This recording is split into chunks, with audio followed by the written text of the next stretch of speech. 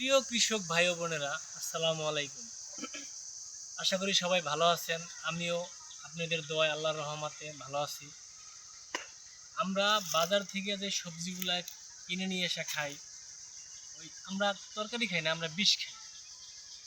তাই আমি 100% 100% রাসায়নিক সার ও কীটনাশক ছাড়া আমি সবজি কিভাবে করতে হয় তাই আমি আপনাদের দেখাবো। এখানে দেখতে পাইছেন আপনার জৈব সার। এই জৈব সার দ্বারাই আমি 100% বিষমুক্ত সবজি আপনাদের চাষাবাদ করা দেখাবো। যেইভাবে আমি করতেছি আপনারা এইভাবে করবেন।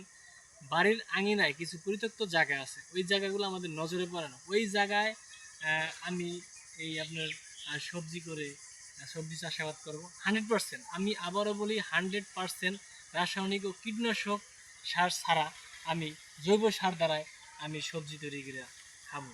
তাতে করে আমার রোগবালাই থেকে আমি মুক্তি পাবো ইনশাল্লাহ। আমার শরীর, আমার ফ্যামিলির সবার শরীর সুস্থ থাকবে, আপনাদেরও সুস্থ থাকবে।